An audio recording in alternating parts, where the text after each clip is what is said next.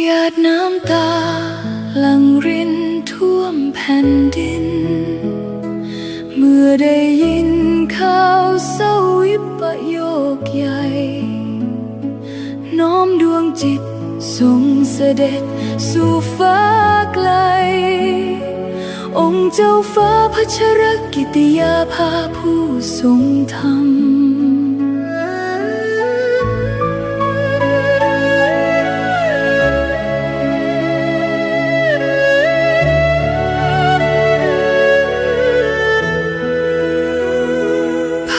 พระองค์ทรงงานไม่เคยท้อทรงถักทอความหวังให้คนไทยโครงการกำลังใจพระตราตรำชุบชีวิตผู้พลังทำให้ฟื้นคืนทรงเมตตาผู้ต้องขังหลังกำแพงจุดใต้แสงแห่งโอกาสส่องสดชื่นพระหัตถ์ยืนโอบอุ้มผู้ขมขื่นทรงหยัดยืนเพื่อสตรีและเด็กไทยนักกฎหมายผู้ยึดมั่นความยุติธรรมทรงน้อมนำพระปรีชาอันยิ่งใหญ่เพื่อปวงชนพ้นทุกสุขเกรียงไกรจารึกไว้ในแผ่นดินไม่เลือนลางพระคุณงามความดีที่ทรงสร้างเป็นแนวทางส่องสว่างไม่จืดจางขอน้อมกราบทรงเสด็จสู่ฟ้ารางสถิตข้ามฝากฟ้าชั่วนิรันดร์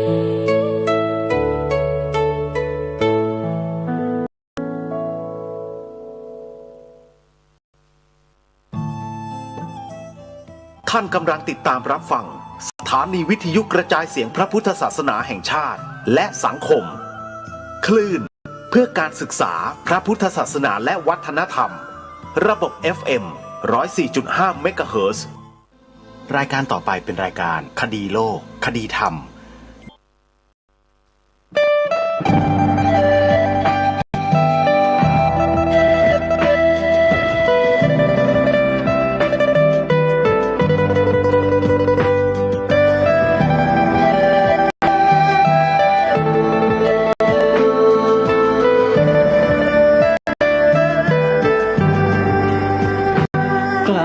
คิดก็ต้องกล้าทำอย่ากลัวถ้าทำความดีเร่งศึกษาปัญหาให้ทันท่วงทีเมืองไทยจะพัฒนากว่านี้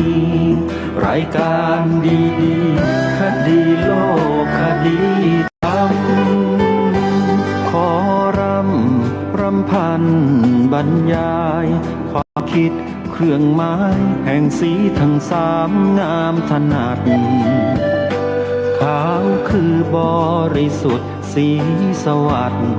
หมายพระไตรรัตน์และธรรมะคุ้มจิตไทยแดงคือโลหิตเราใส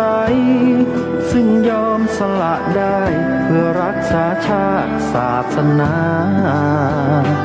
น้ำเงินคือสีโสภาอันจอมประชาถ้าโปรดเป็นของส่วนองค์จับริ้วเข้าเป็นไตรรงค์จึงเป็นสีธงที่รักแห่งเราชาวไทยทหารอวตารนำไปยงยุทธวิชัยวิชิตก็ชูเกียรติสยา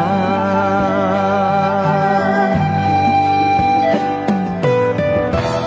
ประเท ศไทยที่เจริญมั่นคงมาได้จนถึงทุกวันนี้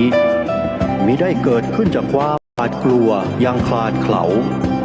แต่บรรพบุรุษไทยของเราทุกยุคทุกสมัย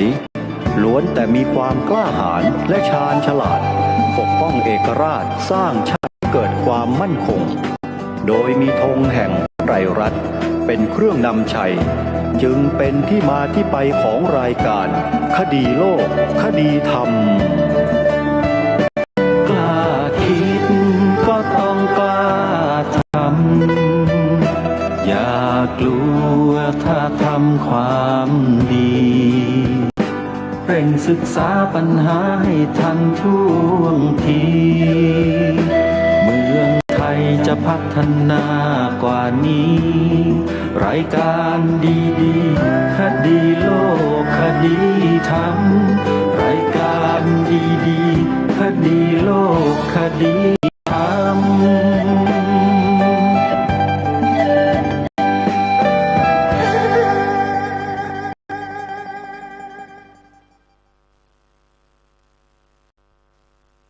ขอกราบถวายความนอบน้อมแด่พระรัตนตรัยถวายความเคารพพระมหาเถระพระเถรานุเถระทุกท่านขอเจริญสุขญาติโยมสาธุชนที่กำลังติดตามรับฟังรายการจากสถานีวิทยุแห่งนี้ทุกท่านขอนำท่านผู้ฟังเข้าสู่รายการคดีโลกคดีธรรมพบกันในวันนี้วันขึ้น5 ค่ำเดือน 8วันนี้ตรงกับวันอาทิตย์ที่19 กรกฎาคมพระพุทธศักราช2569รายการคดีโลกคดีธรรมมาพบกับสาธุชนเป็นประจำทุกวันทางสถานีวิทยุพระพุทธศาสนาแห่งชาติคลื่นต่างๆท่านผู้ฟังสามารถดาวน์โหลดแอปพลิเคชันวิทยุพุทธศาสนาทั่วไทยเพื่อติดตามรับฟังรายการนี้ได้ทุกวันและสามารถเปิดรับฟังผ่านโทรศัพท์มือถือได้ตลอด24 ชั่วโมงได้ทุกพื้นที่ของประเทศไทยสาธุชนทุกท่านเมื่อวานนี้ได้แจ้งกับท่านผู้ฟังไปว่าในวันนี้จะแจ้งกำหนดการประชุมของพี่น้องชาวพุทธโดยมัชฌาชาวพุทธเพื่อพระพุทธศาสนาร่วมกับเครือข่ายพุทธช่วยพุทธแห่งประเทศไทยจะลงพื้นที่เพื่อทำการเก็บข้อมูลที่วัดร่มโพธิธรรมตำบลหนองหินอำเภอหนองหินจังหวัดเลยแล้วก็จะได้จัดประชุมชี้แจงทำความเข้าใจกับชาวพุทธมีพระสงฆ์และคฤหัสถ์ญาติโยมชาวจังหวัดเลยในสัปดาห์ที่จะถึงนี้ได้กำหนดวันมาชัดเจนแล้วว่าวันที่เท่าไหร่และการประชุมเริ่มเวลาเท่าไหร่ซึ่งจะได้แจ้งอย่างเป็นทางการให้กับญาติโยมพุทธบริษัทจังหวัดเลยเจ้าคณะสังฆาธิการจังหวัดเลยให้ทราบเพื่อจะได้เดินทางไปร่วมประชุมกันที่วัดร่มโพธิธรรมตำบลหนองหินอำเภอหนองหินจังหวัดเลยกำหนดวันของการประชุมดังกล่าวคือวันอังคารที่21 กรกฎาคมนี้เวลา13 นาฬิกาเป็นต้นไปบ่ายโมงตรง ราะฉะนั้นจึงขอกราบอาราธนานิมนต์พระสงฆ์เจ้าคณะพระสังฆาธิการรูปใดนะครับ ถ้าต้องการจะไปทราบข้อมูลที่ทางสมัชชาชาวพุทธเพื่อความมั่นคงของพระพุทธศาสนาและเครือข่ายพุทธช่วยพุทธแห่งประเทศไทยประจำจังหวัดขอนแก่นจะมาถวายข้อมูลเรื่องราวของวัดร่มโพธิธรรมให้กับเจ้าคณะพระสังฆาธิการและญาติโยมพุทธบริษัทจังหวัดเลยได้ทราบ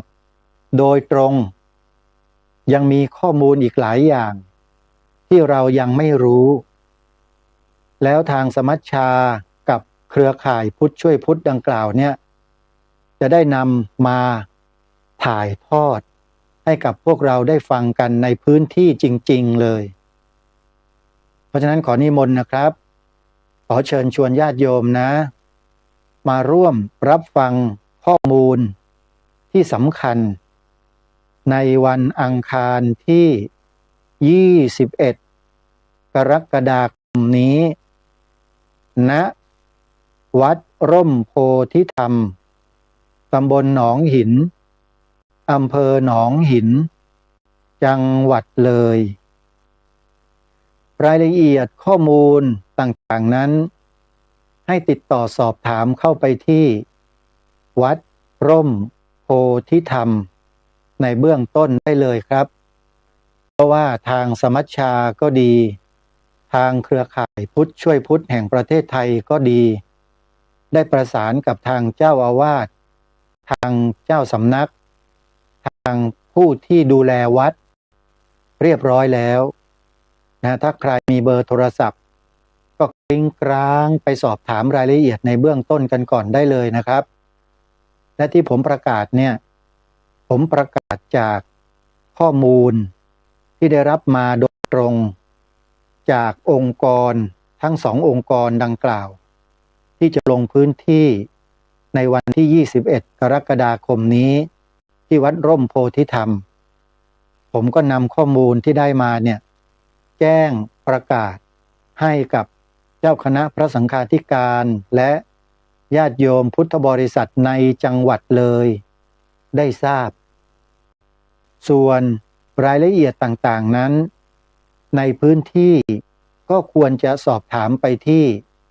วัดร่มโพธิธรรมจะเป็นความเหมาะสมที่สุดแล้วก็น่าเชื่อถือที่สุดนะครับแต่หากว่าไม่ได้รับข้อมูลและรายละเอียดตามที่ผมได้แจ้งประกาศไปเนี่ยก็ให้ตั้งข้อสังเกตไว้ก่อนนะครับว่าผู้นั้นอาจจะไม่รู้ข้อมูลก็ได้อันนี้อย่าเพิ่งไปตกใจครับแล้วก็ไม่ต้องไปสงสัยว่าจะเปลี่ยนแปลงยกเลิกอะไรไม่ต้องนะครับลงแน่นอนครับผมขอยืนยันว่าลงแน่นอน21กรกฎาคมที่วัดร่มโพธิธรรมตำบลหนองหินอำเภอหนองหินจังหวัดเลยผมก็ได้โทรศัพท์เป็นการส่วนตัวไปบอกพระ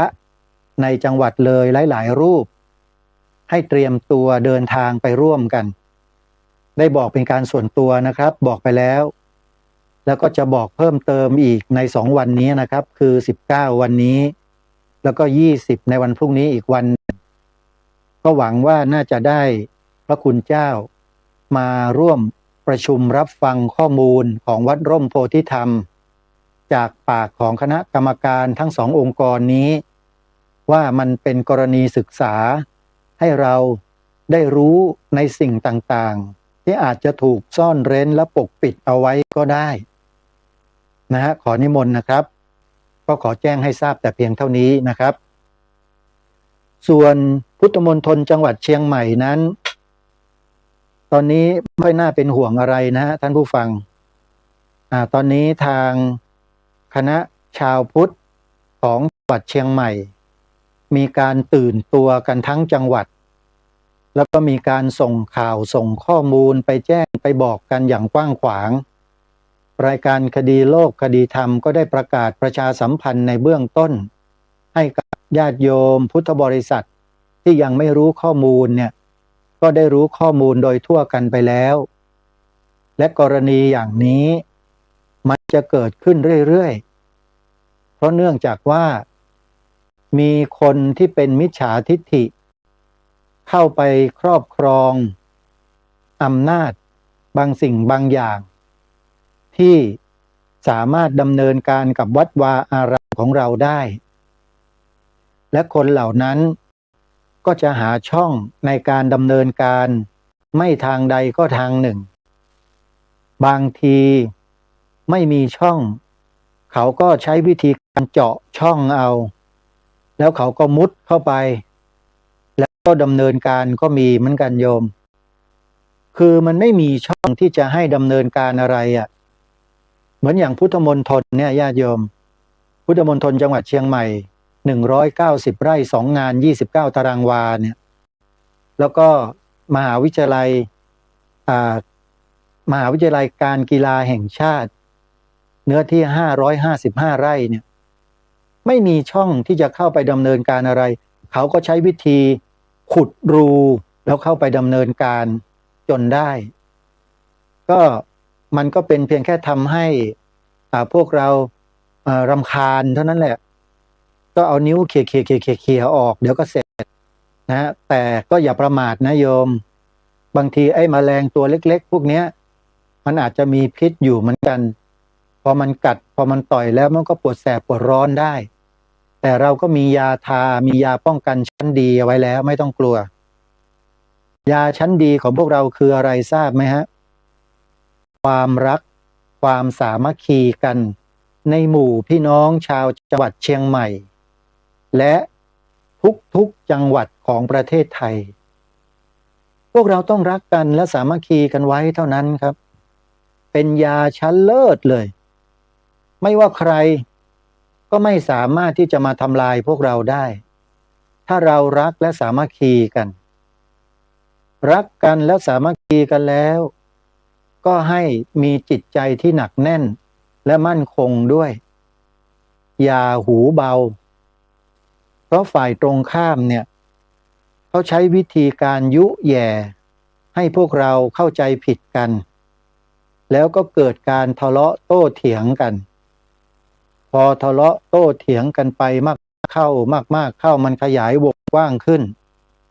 มันจะกลายเป็นแตกแยกพอเราแตกแยกฝ่ายตรงข้ามมันรู้มันก็ตอกลิ่มเลยทีเนี้ยวิธีการตอกลิ่มของมันเนี่ยมันทำได้อย่างเนียนมากพวกเราบางทีไม่ทันรู้ตัวกันหรอก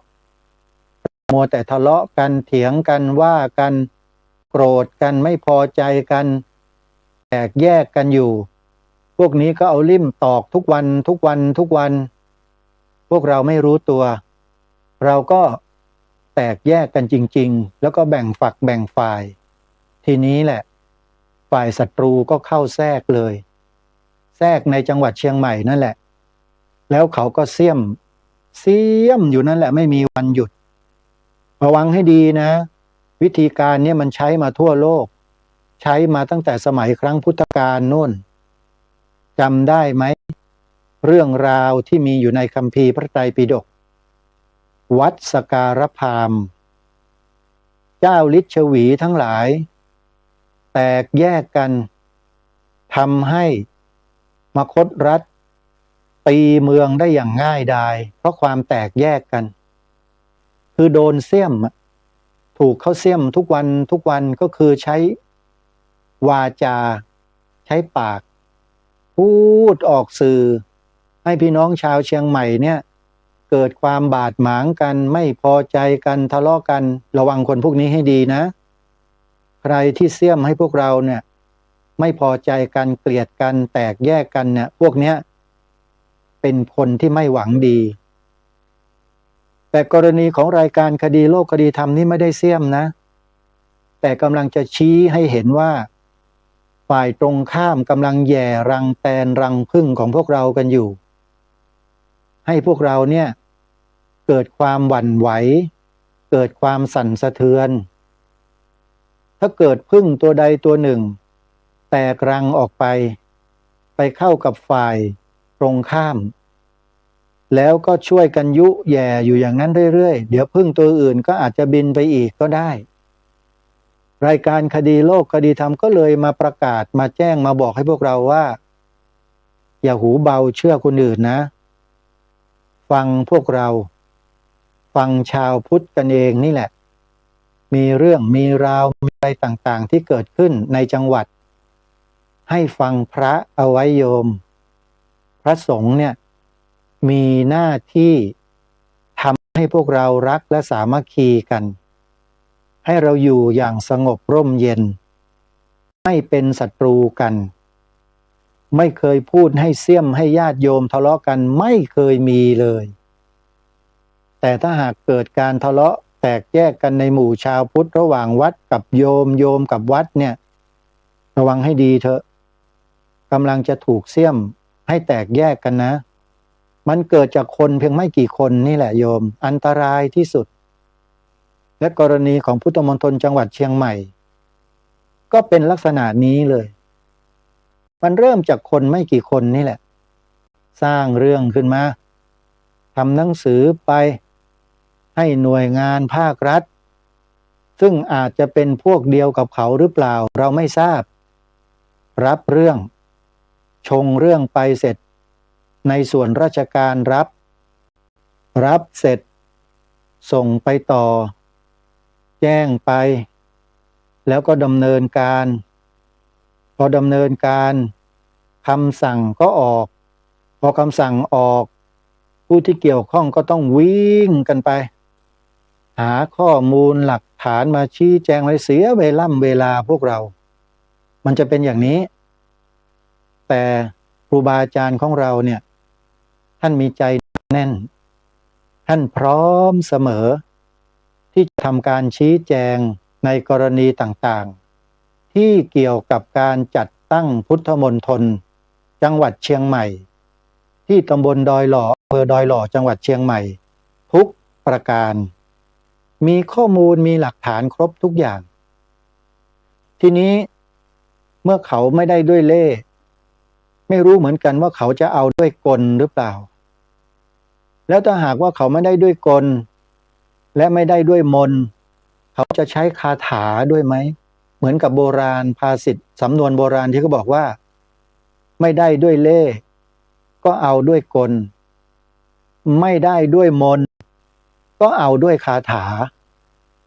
นี่คือลักษณะของคนที่มันหาเรื่องโยมคงเข้าใจนะคำว่าหาเรื่องเนี่ยหมายความว่าอะไรก็คือสร้างความรำคาญเกิดขึ้นแค่นั้นเองแต่อย่างที่บอกไปนั่นแหละว่าอย่าคิดว่ามดตัวเล็กๆมันไม่มีพิษไม่มีภัยนะโยมมันมีรังมหาศาลอยู่ตรงไหนเรามองไม่เห็นหรอกมันออกมาแค่ตัวสองตัวนะมดเนี่ยแต่รังใหญ่มันเรามองไม่เห็นมันอาจจะอยู่ใต้ดินมหึมาก็ได้กรณีพุทธมณฑลจังหวัดเชียงใหม่นี่ก็เหมือนกันมีมดมีออกมา2 ตัว 3 ตัวใช่ไหมแต่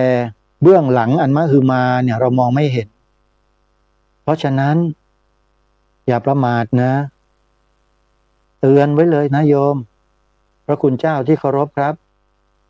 ห้ามประมาทเป็นอันขาดจงใช้เรื่องราวในครั้งนี้เนี่ยเป็นกรณีศึกษาแล้วเตรียมสรรหาหลักฐานข้อมูลไว้ให้พร้อมต้องพร้อมสับอยู่เสมอเพราะเมื่อเกิดเหตุการณ์อะไรขึ้นมาแล้วก็สิ่งที่เราได้เตรียมไว้คือหลักฐานข้อมูลทั้งหลายเนี่ยจะเป็นตัวพยานเป็นอย่างดีให้เราได้ใช้นำมาชี้แจงแจ้งบอกกับหน่วยงานที่ดำเนินการให้เราหาข้อมูลมายืนยันเราก็จะได้นำหลักฐานข้อมูลนั้นมายืนยันแบบง่ายๆคือต้องเตรียมไว้พูดง่ายๆอย่าไปวางไว้ที่นู่นที่นี่จนลืมกันหมดเรื่องเอกสารเรื่องหลักฐานนะโดยเฉพาะเรื่องของเอกสารเข้าครอบครองใช้พื้นที่ดินที่กระทรวงการคลังออกให้เนี่ยอันนี้ สำคัญมาก จะต้องเตรียมการไว้ให้พร้อมนะโดยเฉพาะหนังสืออนุญาตให้ใช้ที่ราชพัสดุที่ออกโดยกระทรวงการคลังซึ่งเป็นตราของกระทรวงการคลังเนี่ยนะเป็นเอกสารสำคัญนะเป็นเลขที่ดินเป็นหน้าสำรวจซึ่งมีเขียนออกไว้หมดเลยโยมแล้วก็ออกให้วันที่24เดือนพฤษภาคมพระพุทธศักราช2567ลงนามนายนิรัตน์พงษ์สิทธิถาวรผู้ว่าราชการจังหวัดเชียงใหม่เอกสารราชพัสดุผู้ว่าราชการจังหวัดเป็นผู้ลงนามนะโยมแต่ถ้าเป็นเอกสารที่ดินทั่วๆไปเนี่ยพนักงานที่ดินลงชื่อได้เลย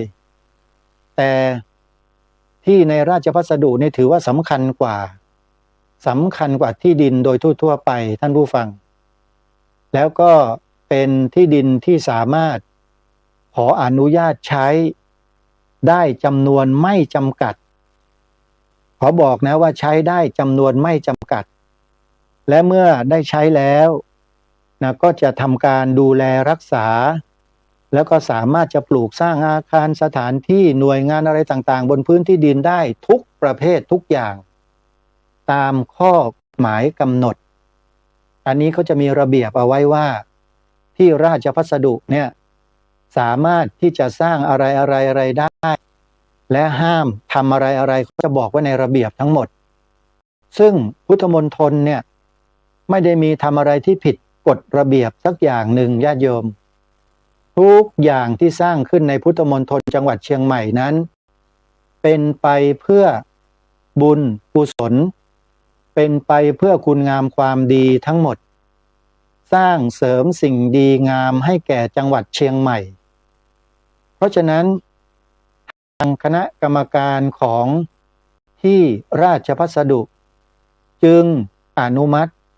ให้ทางสำนักงานพระพุทธศาสนาแห่งชาติได้ใช้สถานที่แห่งนี้จัดตั้งเป็นพุทธมณฑลจังหวัดเชียงใหม่แล้วก็ชาวพุทธในจังหวัดเชียงใหม่โดยการนำของพระสงฆ์ก็นำพาญาติโยมพุทธบริษัทจังหวัดเชียงใหม่เนี่ยมาร่วมกันสร้างมาร่วมกันทำพุทธมณฑลนี้ให้เป็นสถานที่ศักดิ์สิทธิ์ของจังหวัดเชียงใหม่บนพื้นที่ดิน190 ไร่ถือว่าน้อยนะพุทธมณฑลที่จังหวัดเชียงใหม่เนี่ยถือว่ายังน้อยบางพื้นที่บางจังหวัดเขามีพื้นที่ดินเนี่ยหลายร้อยไร่เลยโยมบางทีก็เป็นพันไร่ก็มีโดยเฉพาะพุทธมณฑลส่วนกลางเนี่ย 2,500 ไร่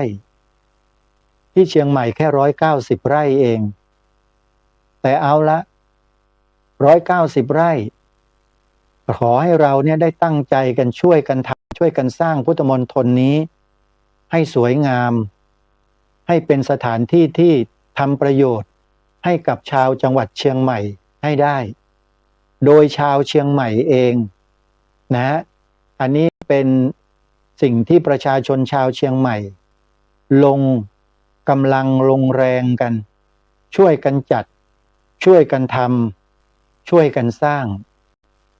อาตมาเคยฟังประชาสัมพันธ์ประกาศในสถานีวิทยุของจังหวัดเชียงใหม่ฟังผ่านแอปพลิเคชันวิทยุพุทธศาสนาทั่วไทยนี่แหละเคยฟังประชาสัมพันธ์เชิญชวนญาติโยมร่วม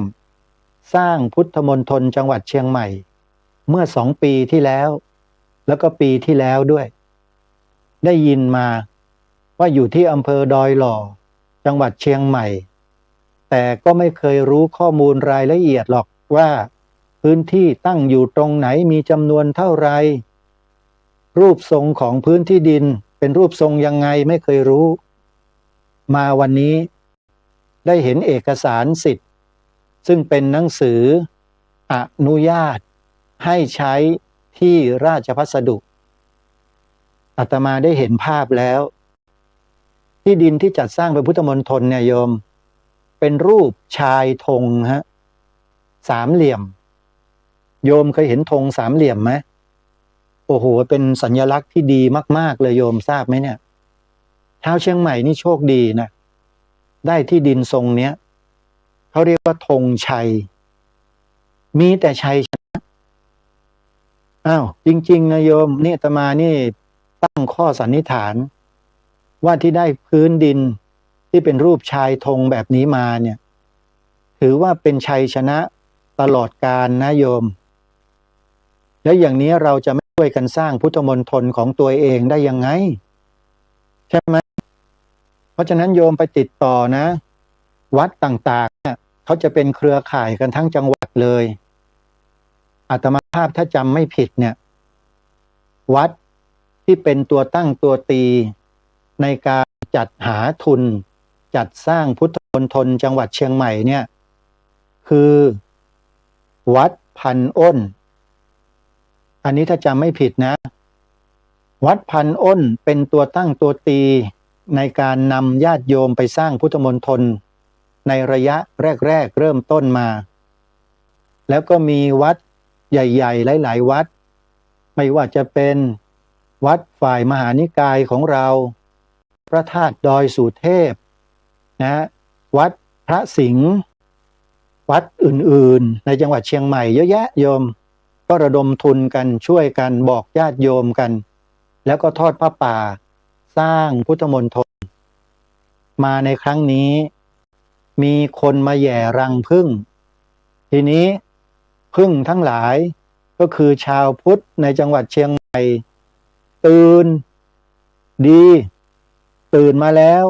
โยมไปบริจาครับเป็นเจ้าภาพสร้างพุทธมณฑลกันเลยโยมไปที่วัดพันอ้นเลยหรือใกล้วัดไหนก็ไปวัดนั้นนั่นแหละเพราะปัจจัยและเงินที่โยมทำบุญมาครูบาอาจารย์ตามวัดต่างๆก็จะรวบรวมมาเป็นกองทุนหลัก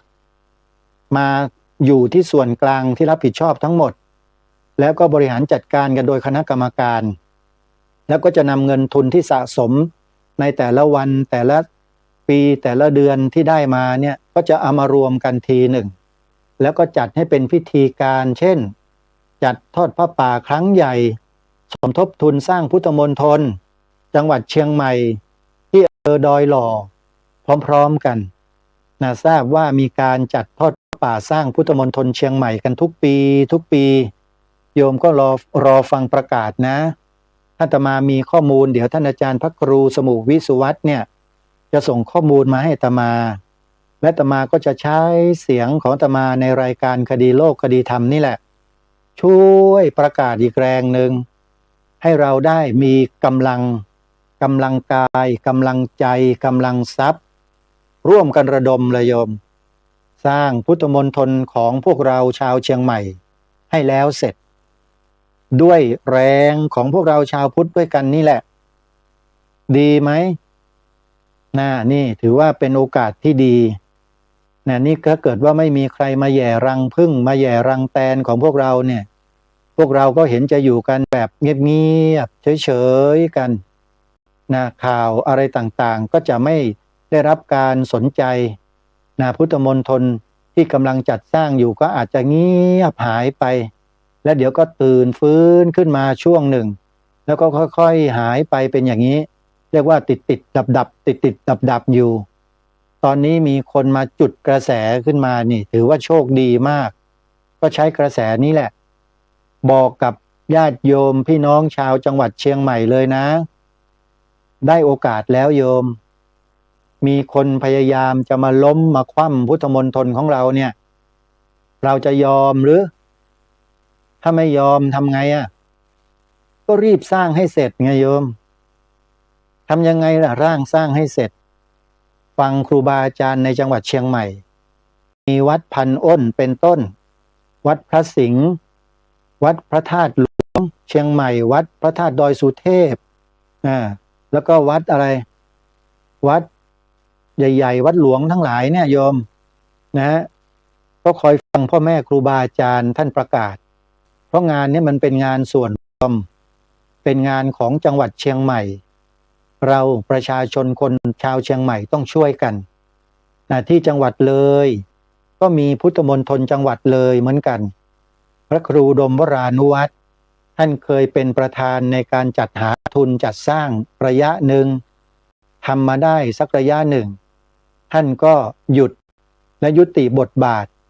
แล้วก็ให้ผู้อื่นขึ้นไปทำแทนแล้วท่านก็ได้ถมที่ดินปรับที่ดินให้จนกระทั่งแล้วเสร็จทีนี้ใครจะไปพัฒนาไปเพิ่มอย่างไรนั้นก็แล้วแต่ก็ดำเนินการกันต่อไปอย่าทิ้งนะพุทธมณฑลในแต่ละจังหวัดขอให้เราเข้าไปช่วยกันดูแลไม่เช่นนั้นเดี๋ยวมอดเดี๋ยวปลวกเดี๋ยวพวกแมงกระแทะมันเข้าไปกัดไปกินไปขี้ใส่เลอะเทอะสกปรกหมดโยมช่วยกันดูแลรักษานะนี่ถือว่าเป็นความโชคดีของพี่น้องชาวจังหวัดเชียงใหม่ที่จะได้มีโอกาสลุกขึ้นมาทำหน้าที่ของความเป็นพุทธบริษัท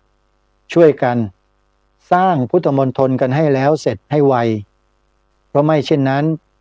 เดี๋ยวมันจะมีกรณีอย่างที่เกิดขึ้นเนี้ยขึ้นมาอีกถ้าหากว่าเรารีบสร้างรีบทำกันให้เสร็จให้มั่นคงให้ถาวรเนี่ยทุกอย่างมันก็จะเหนียวแน่นแล้วก็มั่นคงมากยิ่งขึ้นใครที่จะมาแย่มาอะไรต่างๆทีนี้มันก็ไม่สั่นไม่ไหวไม่สะเทือนแล้วเพราะอะไรเพราะเราได้ลงหลักปักฐาน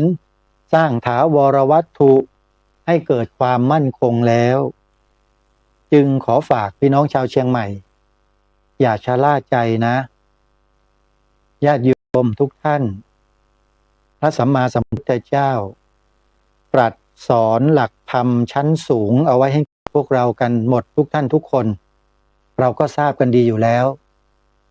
พระพุทธองค์ทรงตรัสสอนเรื่องอริยสัจคือทุกข์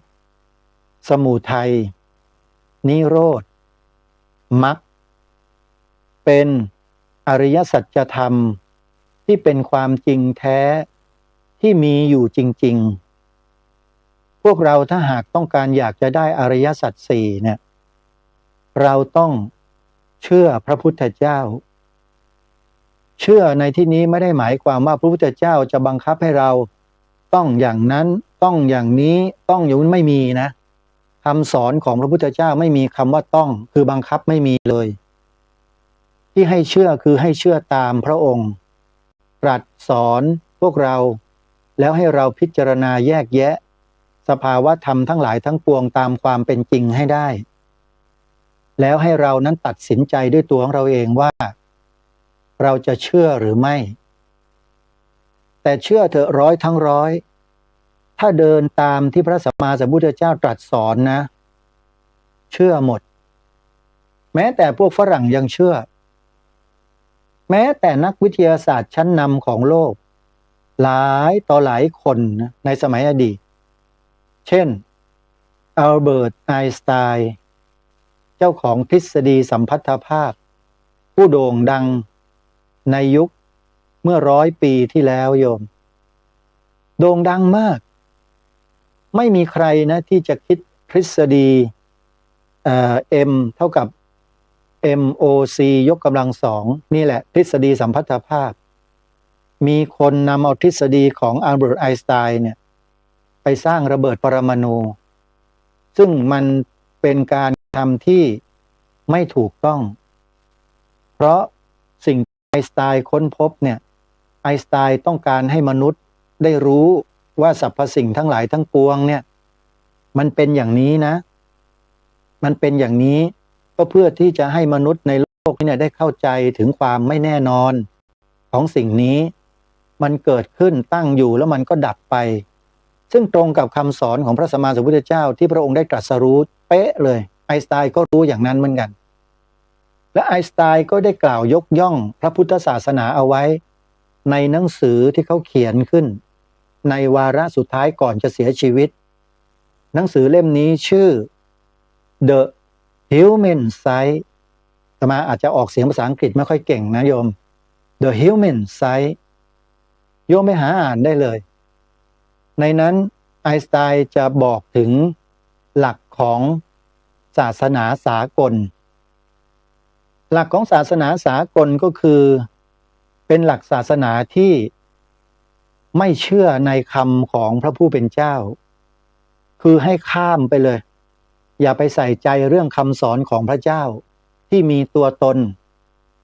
ไอน์สไตน์บอกว่าข้ามไปเลยศาสนาที่จะเชื่อได้แล้วก็มีความมั่นใจได้เนี่ยจะต้องเป็นศาสนาที่สามารถรองรับความต้องการจะพิสูจน์ทางวิทยาศาสตร์ได้ตอบคำถามทางวิทยาศาสตร์ได้เท่านั้นไอน์สไตน์บอกว่านี่แหละคือศาสนาสากลแล้วจะมีศาสนาใดที่รับมือกับความต้องการทางวิทยาศาสตร์ได้ศาสนานั้นควรเป็นพระพุทธศาสนาอัลเบิร์ตไอน์สไตน์ระบุชัดเจนเลยโยมในหนังสือเล่มนี้We would be Buddhism เนี่ย would be Buddhism ภาษาอังกฤษนะอาตมาจำไม่ค่อยได้หรอกโยมเราไปหาอ่านดูเถอะแล้วก็ในโซเชียลต่างๆเนี่ยมีเต็มไปหมดเลยพิมพ์ไปใน Google เดี๋ยวก็เจอพิมพ์คำว่าอัลเบิร์ตไอน์สไตน์กล่าวถึงพระพุทธศาสนาไว้อย่างไรแค่เนี้ยเดี๋ยวโยมก็เจอแต่โยมต้องระวังด้วยนะระวังอะไรมีคนไปโพสต์ข้อมูลที่ผิดไปหลอกมนุษย์ในโลกนี้ว่าไอน์สไตน์ไม่ได้พูดถึงพระพุทธเจ้าไม่ได้พูดถึงพระพุทธศาสนามีคนไปโพสต์จริงๆอยู่ในโซเชียลเนี่ยโยมถ้าโยมพิมพ์คำว่าอัลเบิร์ตไอน์สไตน์กล่าวถึงพระพุทธศาสนาอย่างไรเนี่ยนะไอ้ข้อความของพวกเนี้ยมันจะขึ้นมาแทรกทันทีเลยแล้วถ้าเราไปหลงอ่านเข้าโดยที่ไม่รู้ข้อมูลเดิมแท้ของไอน์สไตน์จริงๆเนี่ยนะไม่เคยอ่านมาก่อนเนี่ยพอไปดูไอ้คำพูดของคนพวกนี้แล้วโยมก็จะไปเชื่อคนพวกนี้มันจะโกหกตอแหลอยู่ในโลกโซเชียลมันบอกว่าพระพุทธเจ้าไม่เคยพูดว่างั้นระวังนะข้อมูลเหล่านี้เป็นข้อมูลที่เขาทำมาหลอกต้องระวังให้ดีด้วยอัลเบิร์ตไอน์สไตน์พูดถึงพระพุทธเจ้าพูดถึงพระพุทธศาสนาไว้จริงๆอาตมาก็โพสต์ไว้ใน Facebook โพสต์ไว้ใน TikTok นะของอาตมานะอาตมาทำเป็นคลิปเอาไว้โยมลองเข้าไปดูได้เลยนะฮะหรือใน Facebook ก็ได้เดี๋ยวอาตมาจะโพสต์ลงไปนะนี่คือสิ่งที่ยืนยันให้แก่พวกเราชาวพุทธที่อยู่ในยุคปัจจุบันนะซึ่งเป็นยุคที่กำลังเปลี่ยนแปลงไปสู่การพัฒนาระบบเทคโนโลยีที่สูงยิ่งกว่าปัจจุบันและในอดีตมากกว่าหลายเท่านะต่อไปเนี่ยเราจะเจอกับเทคโนโลยีเหล่านี้ที่เรียกว่า AI เนี่ยโยมมาตั้งนานแล้วล่ะ AI เนี่ยและพวกเราก็เพิ่งจะได้สัมผัสเพิ่งจะได้พบเพิ่งจะได้เจออย่าหลงนะโยมขอร้อง AI เนี่ยมันมหัศจรรย์จริง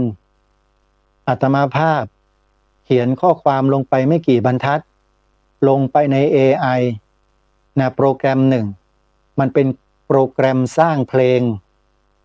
เขียนข้อความนี้ใส่ลงไปมันออกมาให้เป็นเพลงให้อาตมาสมบูรณ์เลยจนจบเลยอาตมาก็เลยเอาเพลงนั้นน่ะมาตัดต่อเป็นวิดีโอแล้วก็โพสต์ให้กำลังใจกับพระสงฆ์ที่ถูกรถชนที่เดินธุดงค์แล้วรถชนที่จังหวัดมุกดาหารนะชื่อเพลงนะโยมลองเข้าไปฟังดูได้ใน YouTube ได้หรือใน TikTok พิมพ์หาได้เลยทางเดินของผ้าเหลือง The Path of the Robe The Path for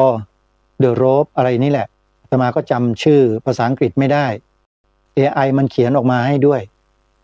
ชื่อเป็นภาษาไทยก็คือทางเดินของผ้าเหลืองแล้วก็ใส่ท้ายไว้หน่อยว่าDDTV โยมกดเข้าไปดูใน YouTube ได้เลยถ้าโยมเห็นคลิปวิดีโอที่ขึ้นหน้าปกสีเหลืองๆมีตัวหนังสือสีน้ำเงินกับสีแดงเนี่ยนะโยมกดเข้าไปดูได้เลยนั่นแหละคือคลิปที่อาตมาโพสต์เอาไว้ทางเดินของผ้าเหลืองรู้สึกว่าจะเคยเปิด ในรายการให้โยมได้ฟังกันไปบ้างแล้วนะโยมเคยฟังหรือเปล่าก็ไม่ทราบ หรืออยากจะฟังตอนท้ายรายการเดี๋ยวเปิดให้ฟังก็ได้โยมก่อนจะจบรายการเนาะเพื่อให้ญาติโยมได้ยินว่า AI นี่มันมหัศจรรย์จริงๆเพื่อไม่ให้เราเนี่ยไปหลงพวกนี้แต่เอามาใช้ให้เป็นประโยชน์ที่พูดเนี่ยเพราะว่าพวกนี้มันมีอะไรที่พิเศษมหัศจรรย์มากสิ่งที่มันไม่เคยมีเคยเป็นมันก็มีก็เป็นนะโยมอาตมาเขียนข้อความไป 3-4 บรรทัดมันออกเพลงมาให้แล้วเนื้อความก็ดีด้วยเนี่ยถ้าเราใช้ในทางที่ดีมันก็ดีถ้าใช้ในทางที่ผิดเนี่ยผิดมโหฬารเลยอันตรายมากนะโยมอ่ะเดี๋ยวทิ้งท้ายด้วยบทเพลงทางเดินของพระเหลืองให้โยมได้ฟังก็แล้วกันติดตามรับฟังพร้อมๆกัน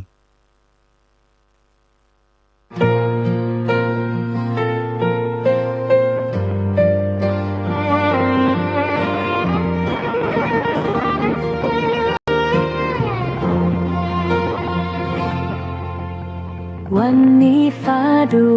หนักเมื่อข่าวร้ายพัดมาพาเรื่องที่ผ่านทาง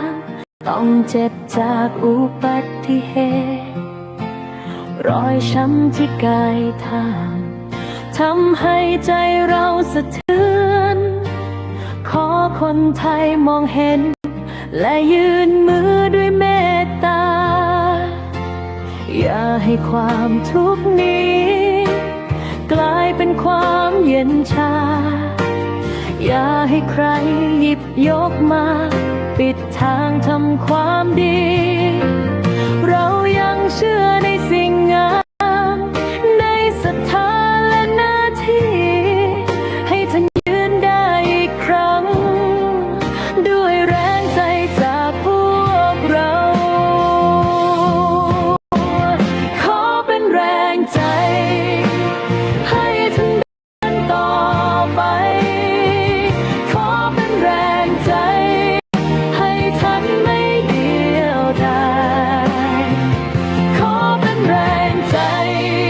ให้ความดีงอกงาม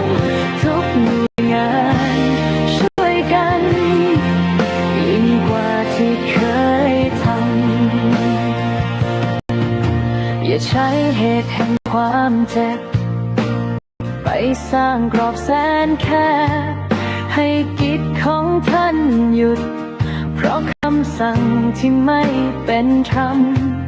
ถ้ามีมือที่พร้อมช่วยก็จงช่วยอย่างจริงใจให้วัดและงานของท่านยังไปต่อได้ทุกวันเพราะท่านคือผู้ให้ในวันที่ใครอ่อนล้าคือแสงของศรัทธาในบ้านของผู้คนขออย่าปล่อยให้ท่านต้องยืนลำพังอีกเราจะยืนเคียงข้างด้วยความเคารพเต็มใจขอเป็นแรงใจให้ท่านเดินต่อไปขอเป็นแรงใจให้ท่านไม่เดียวดายขอเป็นแรงใจให้ความดีงอกงามทุกหน่วยงานช่วยกันยิ่งกว่าที่เคยทำหากวันนี้มีน้ำตาให้เปลี่ยนเป็นมือช่วยวันนี้มีความกลัวให้เปลี่ยนเป็นความเข้าใจเพราะศรัทธาไม่ควรถูกขวางด้วยความคิดคับแคบให้เราดูแลท่านด้วยหัวใจที่อ่อนโยนขอเป็นแรงใจให้ท่านเดินต่อไปขอเป็นแรงใจ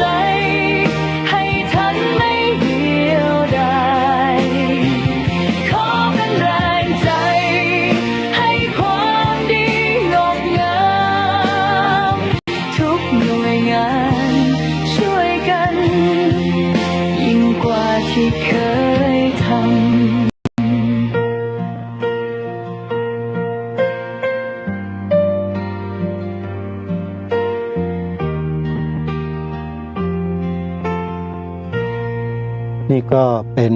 บทเพลงทางเดินของผ้าเหลืองหรือ The Path of the Saffron Robe เป็นภาษาอังกฤษนะอาตมาพิมพ์ใส่เข้าไปใน AI เขียนถึงข้อความที่เกี่ยวกับพระสงฆ์ที่ถูกรถชนแล้วก็ให้ไว้อาลัยแก่ท่านเขียนไป 3-4 บรรทัดเพลงนี้มันก็ออกมาอย่างที่โยมได้ยินได้ฟังเนี่ยนี่คือขอไปนี่คือความพิเศษของเทคโนโลยี AI ที่เกิดขึ้นในโลกใบนี้ที่ทำให้มนุษย์ในโลกใบนี้เริ่มที่จะเอาใจเนี่ยเข้าไปสนใจไปใส่ใจกับสิ่งนี้มากขึ้นกว่าแต่ก่อนเยอะเลยขนาด AI เมื่อก่อนยังไม่มีแค่โทรศัพท์มือถือสมาร์ทโฟนที่สามารถโทรศัพท์หากันเห็นหน้าเห็นตากันแค่นี้อาตมาว่ามันก็เยอะแล้วนะคิดว่ามันน่าจะหนักแล้วนะมาเจอ AI หนักกว่าตั้งเยอะโยมอาตมาจึงเป็นห่วงนะเนี่ยเป็นห่วงพวกเราเนี่ยที่ยังมีวุฒิภาวะไม่เพียงพอ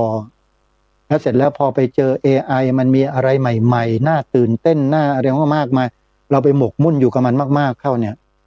ชีวิตของความเป็นมนุษย์ของเราเนี่ยมันจะเปลี่ยนนะโยม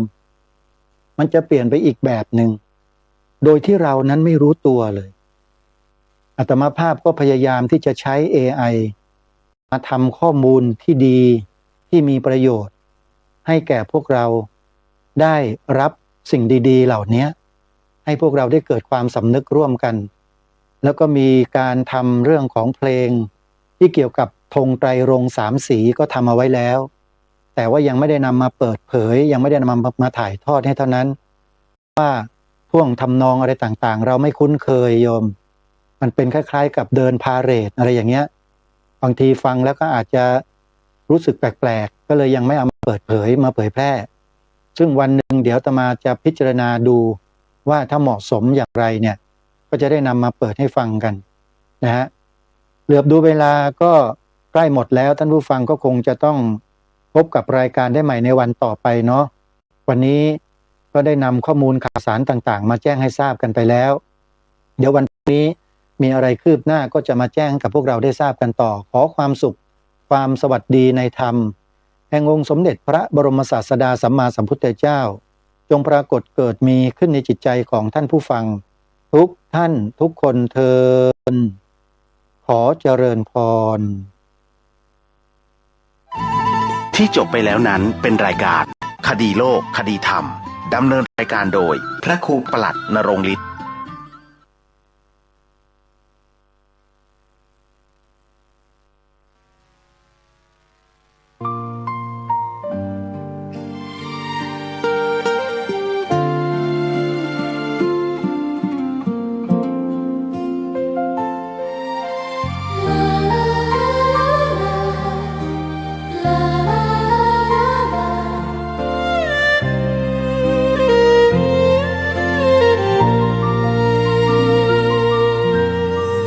แสงทองร่ำไรในยามอุตสายังเห็นพระเมตตาอยู่ทุกแห่งหนน้ำพระทัยฉโลมใจคนทั่วพื้นแผ่นดินยังอบอุ่นรอยยิ้มพระพักตร์ยังส่องแสงในดวงใจไทยไม่ลืมเสียงสายลมแผ่ว